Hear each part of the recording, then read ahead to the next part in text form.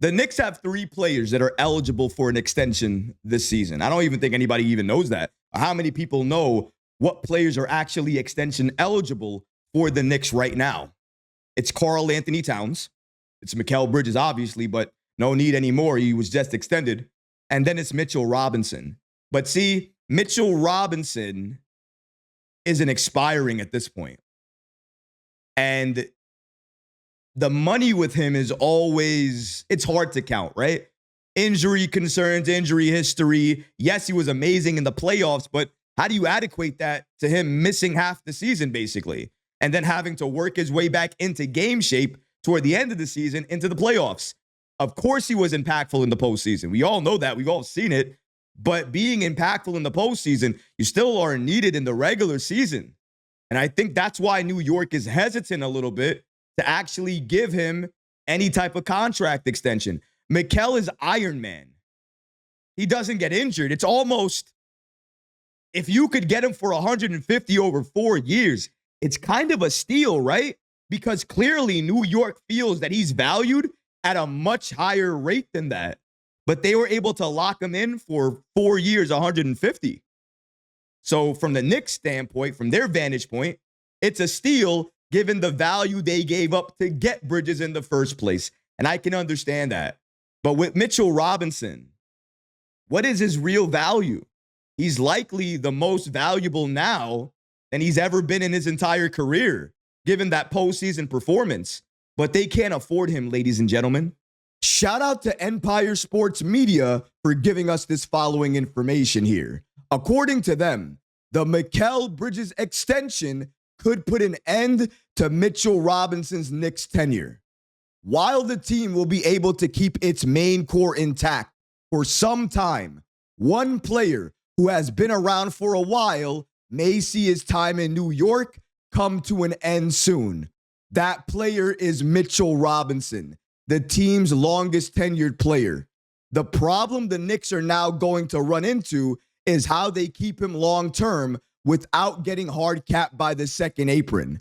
Along with Bridges' extension, the signings of Gershon Yabusele and Jordan Clarkson have them right at the second apron, which the team has danced around for the past few seasons. To extend Mitchell Robinson, they would need to make some trades to create cap space. Judging by the Knicks' early offseason strategy, breaking up the core does not seem to be in their best interest, which could mean that the attention turns to Robinson and his future. So clearly, after the Bridges extension, Mitchell Robinson's future with the Knicks is in jeopardy. They're going to have to pay so many players next year. Extensions are going to kick in. They're going to want to add new personalities, new players to this roster. Not everybody's going to be retained. And eventually, they're going to have to go younger. Not because they don't like Mitch. It's because the cap concerns, those cap restrictions, they're going to be real.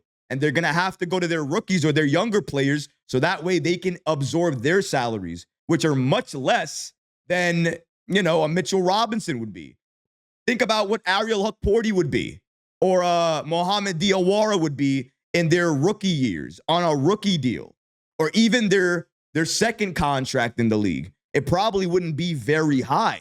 And that's exactly what the Knicks are banking on. Homegrown talent that they can develop into the next Mitchell Robinson at a significant discount. And I think this upcoming season, they want to see who else steps up in place for Mitchell Robinson. Because I'm sure they anticipate Robinson will miss games next season. He will have to either load manage, he's injured, he's out, whatever. Somebody else is going to have to step in. And it looks like that other person, it might be Hukporti. Maybe some nights it is. And I think that's possible. I don't think we see a Mitchell Robinson extension. The fact that we just saw Mikal get extended, I don't think anybody else does. I don't see Karl Anthony Towns getting extended. I think Mitchell Robinson, they're going to wait on. They're going to see what he can do next season. And based off of that and his performance, they'll dictate and decide what contract to give him. And that might motivate Mitchell Robinson to have his best year with New York. So I think it works out for both parties here. You motivate Mitch, You protect yourself in the event that you extend him and then he gets injured or something else happens. At least in this case, you get a chance to wait and see what Robinson can do. And I think that's really the right move to make here if you're in New York, because when you're at this level, with the roster that you have, this close from a championship, you're limited in the moves you can make, but you're also limited in the mistakes you can make. If you're making mistakes with a championship roster, it only takes this much to watch it all go away, disappear instantly, as fast as you've created it. So there's no need to rush at it if you don't have to. Make the right moves when they're in front of you. Mikal was clearly the right move because they got him for less money than his max, which is already a win. And they locked them in for 4 years, helping them with the second apron, financial flexibility, and helping them sign other players in the future. I mean, Brunson did the exact same thing. Mikal is doing the exact same thing. I feel like everybody who's going to sign with the Knicks in the future is going to do this because now everybody is doing this for New York. Credit to Leon Rose. Credit to the Knicks front office to be able to pull these type of moves off. Making players who are as good as Brunson and Mikal are take less money for the greater good, the vision of winning a championship. Not even one, multiple championships. That's what your front office is supposed to do. That's what they're supposed to do. They're supposed to convince your talent to stay with the team, take less, and build a contender. Looks like that's exactly what we've done. And you don't have to take my word for it. Take a look at what the odd makers over at FanDuel put together regarding the latest odds for who's going to win the NBA championship next season for the 2025-2026 year. And according to them, OKC is number one at plus 230. Then it's the Cavs at plus 750. Then it's the New York Knicks at plus 850. Denver and the Rockets are also tied with New York at plus 850 to win the NBA Finals. And then rounding out this list, we have the Orlando Magic at plus 1600. But clearly, Vegas knows something that we don't because they're listing the Knicks as one of the top teams, one of the favorites to win the NBA championship. I think it's safe to say Leon Rose and this Knicks front office, they created a contender.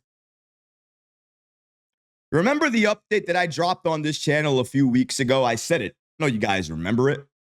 Mikal Bridges not getting an extension. One factor, Giannis. The fact that Mikal Bridges has been re-signed tells you it's likely that Giannis Antetokounmpo is staying in Milwaukee. He's not leaving. He's not being traded. Now, trade deadline next offseason, we can talk about it.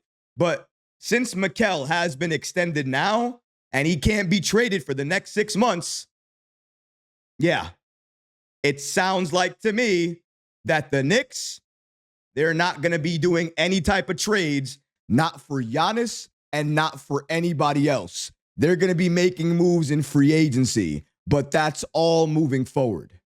But that's going to do it for this episode. I hope you enjoyed it. And if you did, go ahead and smash that like button, leave a comment below. And of course, guys, please subscribe to the channel. Until next time, Knicks fans, take care of yourself, your families, and each other. Peace and love.